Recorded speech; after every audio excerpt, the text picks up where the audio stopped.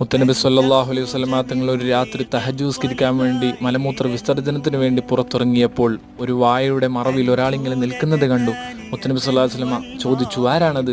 അപ്പോൾ അദ്ദേഹം പറഞ്ഞു, ഞാൻ റബിയത്താണ്. എന്താണ് റബിയ ഈ രാത്രിയിൽ ഇവിടെ ഇങ്ങനെ നിൽക്കുന്നത്? റബിയ റളിയല്ലാഹു അൻഹു പറഞ്ഞു, നബിയേ, നിങ്ങൾക്ക് രാത്രിയിൽ വല്ല ഖിദ്മത്തും ചെയ്യാലോ എന്ന് കരുതിയിട്ടാണ്. വുളൂ ചെയ്യാൻ വെള്ളം ആവശ്യമായാൽ അത് കൊണ്ടുവരാമല്ലോ എന്ന് കരുതിയിട്ടാണ് നബിയെ. അപ്പോൾ മുത്തനബി ചോദിച്ചു, റബിയ, നിങ്ങൾ എപ്പോഴും ഇങ്ങനെ ഇവിടെ നിൽക്കാറുണ്ടോ? അപ്പോൾ പറഞ്ഞു, ഉണ്ട് നബിയെ, എങ്കിൽ വെള്ളം കൊണ്ടുവരൂ റബിയെ. ആവശ്യമായ സംഭവങ്ങളൊക്കെ കഴിഞ്ഞതിന് ശേഷം മുത്തനബി സല്ലല്ലാഹു അലൈഹി വസല്ലമ തങ്ങൾ പറഞ്ഞു, റബിയ, നിനക്ക് ഞാൻ ഒരു ദുആ ചെയ്യാൻ ഉദ്ദേശിക്കുന്നുണ്ട്. എന്താ നിനക്ക് വേണ്ടത് റബിയ? കേൾക്കേണ്ട താമസം. റബിയ റളിയല്ലാഹു അൻഹു പറഞ്ഞു, അസ്അലുക മുറാഫഖതക ഫിൽ ജന്ന, സ്വർഗ്ഗത്തിൽ അങ്ങയുടെ കൂട്ടുകാരനാവാനാണ് നബിയെ ഞാൻ ആഗ്രഹിക്കുന്നത്. കണ്ടോ കൂട്ടരെ, അവരൊക്കെ സ്വർഗ്ഗത്തേക്കാൾ പ്രാധാന്യം കൊടുത്തത് മുത്തുനബിയെയാണ്. ആ മുത്തുനബിയെ സ്നേഹിക്കാൻ അല്ലാഹു തൗഫീഖ് നൽകട്ടെ.